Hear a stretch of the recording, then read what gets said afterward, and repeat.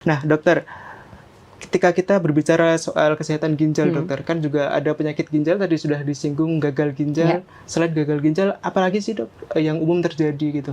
kalau yang paling sering pasti batu ginjal. Mhm. Sebenarnya basically batu di saluran kencing itu bisa di ginjal, ureter, terus di kantong kencing, bahkan sampai di uretra. Mhm. Tapi yang mengganggu banget fungsi ginjal salah satunya batu di ginjal atau ginjalnya bengkak. Iya. Ginjalnya bengkak atau namanya hidronefrosis itu penyebabnya bisa dua, ada sumbatan karena batu misalnya, atau bisa juga karena penyempitan di saluran. Mhm.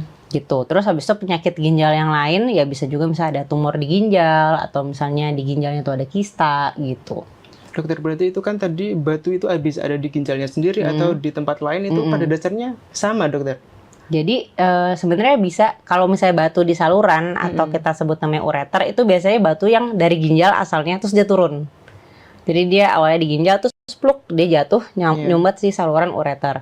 Kalau batu yang di kantong kencing itu bisa kemungkinannya batunya memang terbentuk di kantong kencing atau kita sebutnya buli, kandung kemih gitu ya. Atau bisa juga itu batu dari ginjal. Terus dia turun ke ureter, turun lagi ke kantong kencing gitu. Jadi nyasarnya itu tergantung seberapa besar batunya. Kalau batunya gede banget, terus dia nggak mungkin turun ke ureter, ya dia akan stay aja di ginjal, terus bikin ginjalnya bengkak gitu. Baik-baik. Dokter, tentunya itu juga treatmentnya pastinya berbeda-beda, dokter? Beda-beda banget, gitu. Mungkin bisa di-spill, dokter? Jadi kalau misalnya batu ginjal ya, kita ngomongin batu ginjal itu basically ada beberapa pertimbangan untuk tata laksana. Iya. Satu, ukuran.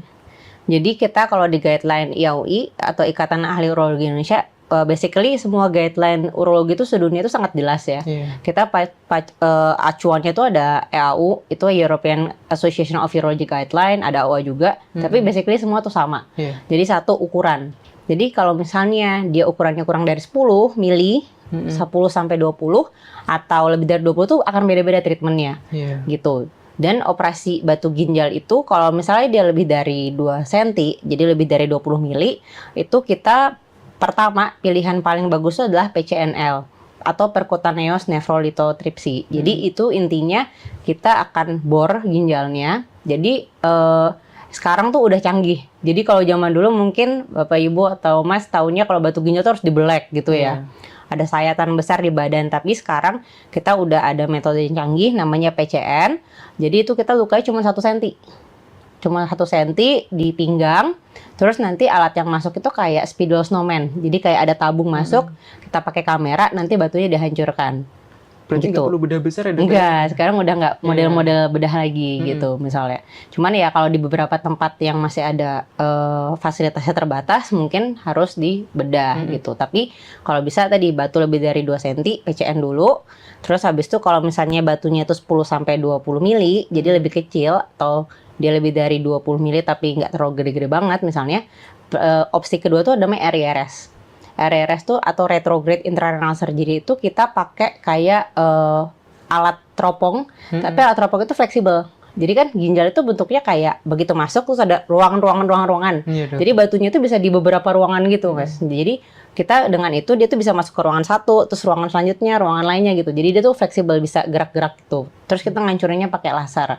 Nah, kalau misalnya terus opsi lainnya adalah dengan digetar. Atau kita sebut namanya ESWL.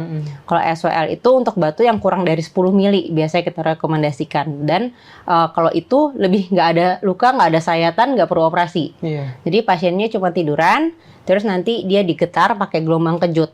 Gitu. Jadi tadi patokan pertama ukuran, terus habis itu yang kedua lokasi gitu. Karena kalau misalnya lokasinya ada cuma di ginjal toh di satu ruangan doang, sama lokasinya di beberapa ruangan kayak tadi yang saya cerita itu akan beda treatmentnya. Pasti beda ya, dok ya? Ya, sama yang ketiga tuh kekerasan batu. Jadi batu itu ada yang lembut, ada yang keras banget gitu. Jadi kalau yang keras banget contohnya kita ada istilahnya namanya Hounsfield unit. Jadi kalau dia lebih dari 1000 itu pemeriksaan dari CT scan yang kita tahu Hounsfield unit. Kalau kita getar doang nih, walaupun ukurannya misalnya 1 cm nih kan berarti kan baseline banget nih buat SWL atau RRS atau PCN. Iya, dokter. Tapi kalau ternyata dia itu keras banget, kita mau SWL berkali-kali juga nggak bakal pecah.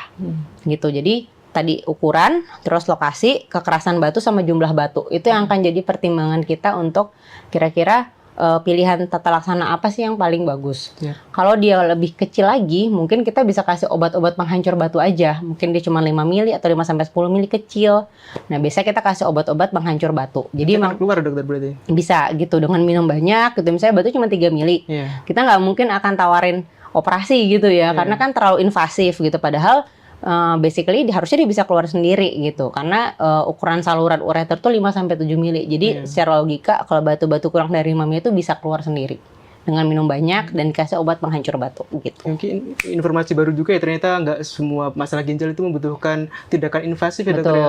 Mungkin saya juga mewakili teman-teman yang orang awam semua, satu kata mungkin wih canggih ya sekarang gitu. Banget sih, apalagi kalau urologi itu kita laser tuh udah berkembang banget sih Mas gitu. Jadi kalau yang model di black itu kayaknya udah nggak sih. Download Tribun X sekarang, menghadirkan lokal menjadi Indonesia.